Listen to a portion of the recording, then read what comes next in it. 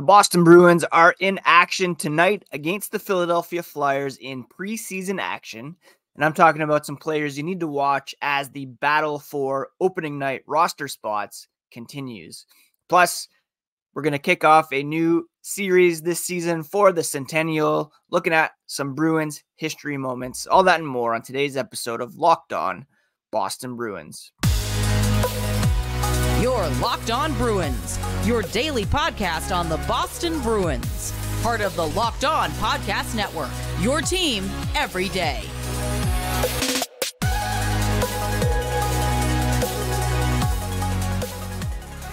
What is up, Bruins fans, and welcome back to the Locked On Boston Bruins podcast. I'm your host, Ian McLaren, and this is a daily show where we discuss all things Spoked Beat. Today is Friday, September 29th, and I want to thank you so much for making Locked On Bruins part of your day every day.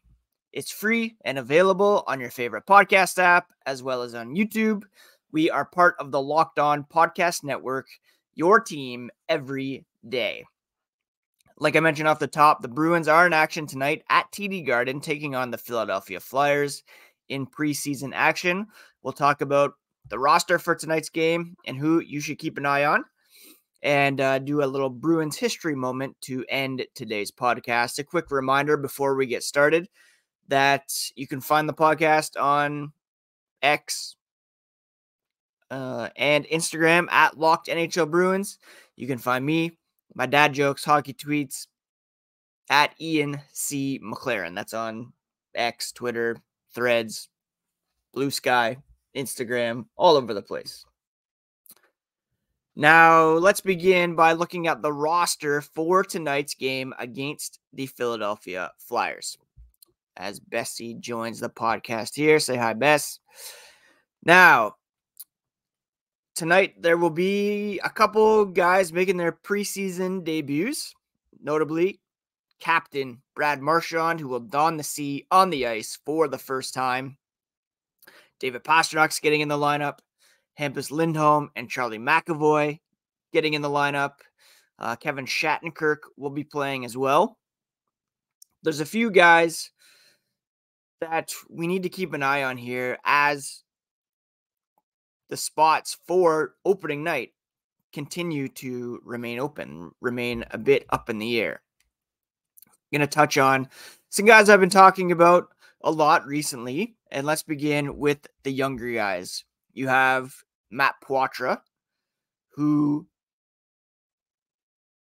should be possibly back in the OHL anytime now, but continues to hang with the Boston Bruins because of his strong showing in his preseason debut against the New York Rangers, scoring on Jonathan Quick, and because of his all-around solid play in training camp. Now, Poitras' Guelph Storm opened their season tonight against, who are they playing? I can't remember. North Bay or something.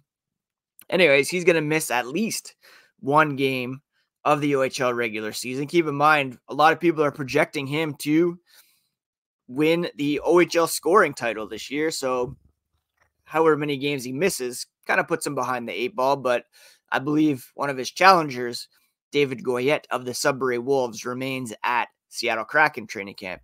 So all things are level there. Poitras, we'll see if he's playing with some of the big guns tonight and whether or not he can hang once again against, a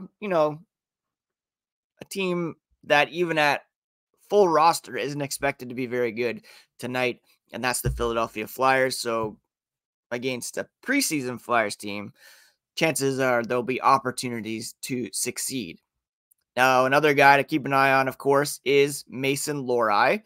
And Lohrei was paired up with Charlie McAvoy during on-ice sessions on Thursday. Joe Sacco, assistant coach, said they wanted to get him some reps with Charlie. A lot of guys remain in the evaluation process, and they're being evaluated every practice, every game. But they want to give guys opportunity to play with some more established players in the lineup and see how they perform. See how they do defensively in certain situations. It's the same with Poitras. He was playing with DeBrusk and Van Riemsdyk in the first game. He's been paired with David Pastrnak at times in camp. Sacco added maybe a guy like Mason's not accustomed to playing against some top lines in practice or whatever the case may be. So I think that's the thinking behind it. Sacco also added that Lohrei, contrary to the NHL score sheet, did not play 29 minutes on Tuesday night. The ice times were off, and the blue liner likely skated in the 25-minute range, which is still playing a lot. And Sacco thought as the game went on, he started to develop a little bit better. Got a bit more confident out there with what he was doing, more assertive in his game, moving the puck quickly, something that they'll probably keep working on with him. The ability to move the puck, support the attack, but overall they thought he tried to compete defensively too. He was engaged, he was good with the stick, all areas that they try to work on with their young D.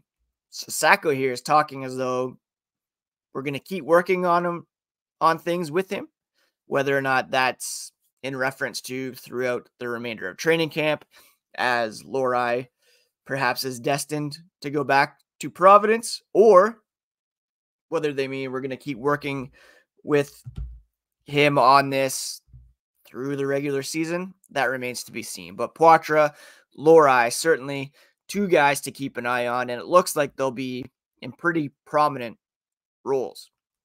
Let me just take a look and see who Poitras was skating with on Thursday. But again, he's been given every opportunity to hang, and it's really quite impressive. According to Scott McLaughlin of WEEI, Poitras was skating yesterday with Marchand and Danton Heinen, who we'll talk about here in a moment. Zacha, Pastrnak, and Anthony Richard were the other top six line. A big opportunity here for Anthony Richard, who we'll just briefly touch on here. For those of you who don't recall, Richard was a fourth-round pick of the Nashville Predators in 2015. Another guy they're kind of plucking from that draft. 30 goals, 37 assists in 60 games for the Laval Rocket of the AHL last season. So he definitely has some offensive upside. He had 91 points in 66 games for the Val d'Or-Foreur in his draft year. So definitely looking to see if he can translate that offensive upside at lower levels to the NHL, and he'll get a prime opportunity to do so playing with Zacha and Pastrnak here tonight. All right, we'll talk about a couple other guys to keep an eye on during tonight's game against the Philadelphia Flyers here coming up after the break. Did you burn your last piece of toast? Have your avocados gone bad? Is the hot sauce bottle empty? Try grocery delivery from DoorDash. You'll get everything you want delivered when you need it right to your door. You've trusted DoorDash deliver your restaurant favorites, and now you can get grocery delivery that actually delivers as well. Thousands of grocery stores to choose from. You can find the best in your neighborhood and boost your local economy with each and every order.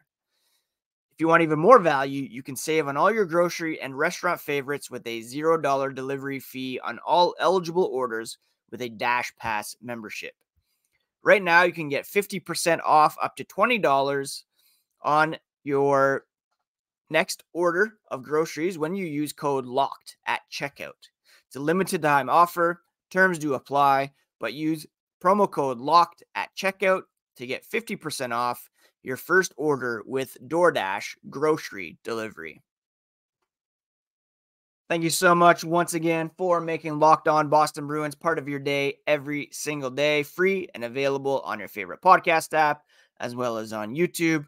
Please do smash that subscribe button and do not miss an episode. On Monday's podcast, we will do our 3 stars recap of tonight's preseason game against the Flyers and bring you all the latest from Boston Bruins training camp.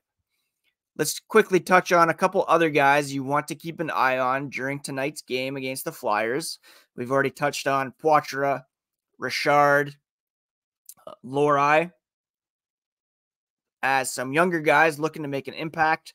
There will be some regulars, including the team's 3 best players in Marchand, Pastrnak, McAvoy, Kyle Kaiser, and Linus Ullmark listed as the goaltenders.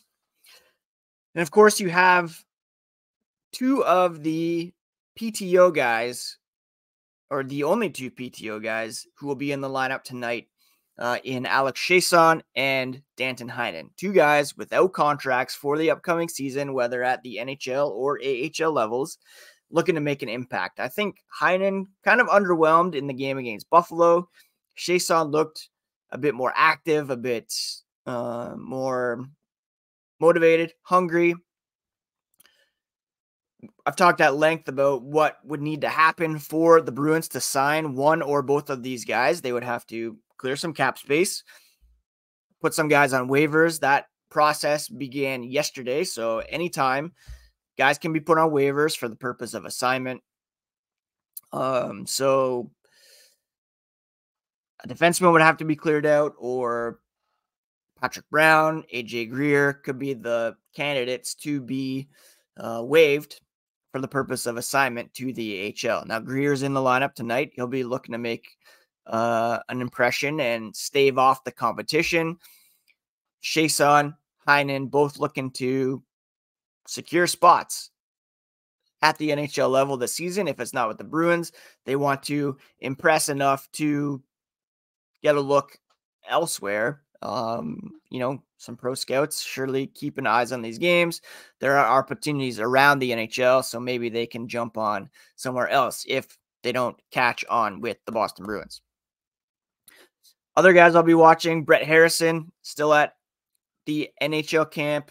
Georgi Merkulov. These are 2 guys likely destined for Providence, but getting another taste of NHL preseason action here, with Providence training camp set to begin on Sunday, I believe.